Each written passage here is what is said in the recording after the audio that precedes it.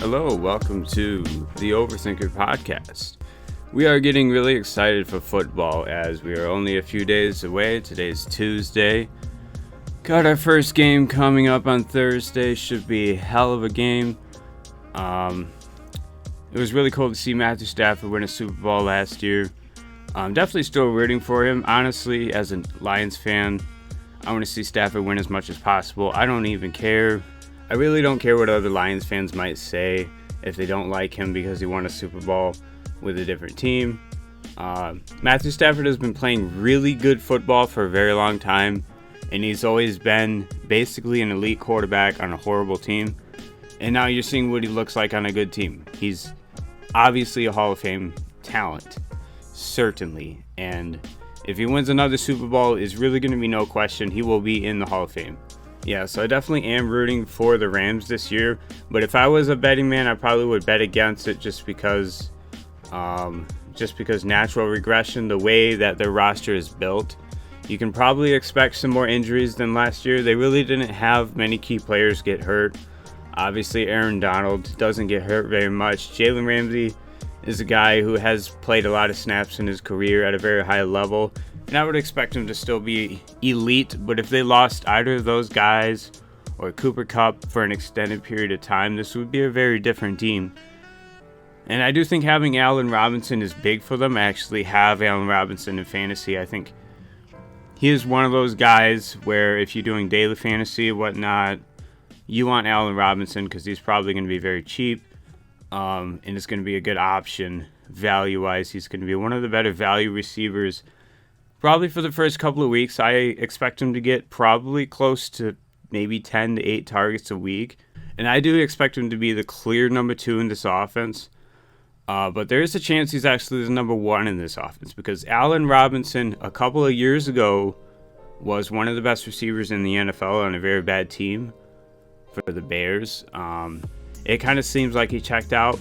And a lot of times guys can't check in after checking out, but honestly, I would expect the Allen Robinson of old, and I would expect him to beat one-on-one coverage pretty consistently on the outside, and the Rams are pretty good at getting that because they're going to line up Cooper Kupp in the slot in those trips formations, and the defense is going to have to roll their coverage towards that formation, leaving Allen Robinson one-on-one on the other side.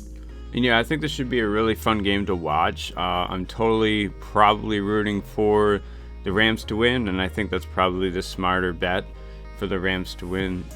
Buffalo Bills favored by 2.5. I think betting on the Rams to cover might be the best way to go in this one, or I maybe would bet the under, actually. 52 points is quite a bit. Even though these are explosive offenses, both of the teams kind of have good players in the secondary. And yeah, I think this could be a game with a few turnovers, and I think the Bills might actually try to run the ball.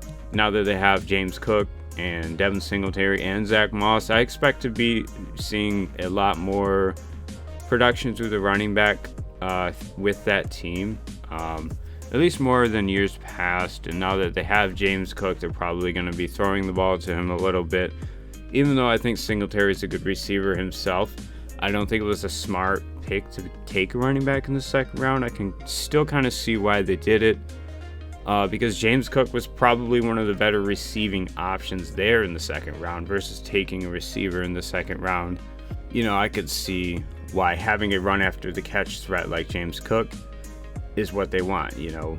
And they've been trying to make Isaiah McKenzie into this kind of run after the catch monster, you know, but he really hasn't shown the ability to get open enough to receive, 10, 12 targets a game. So I don't really ever see McKenzie being much better than he was last year. And he was a pretty good player. He's a solid gimmick player, but maybe James Cook can be just a little bit more involved in the offense and get open a little more consistently on some of those option routes out of the backfield. And kind of motioning into the slot like we've seen the Packers do with Aaron Jones and stuff like that.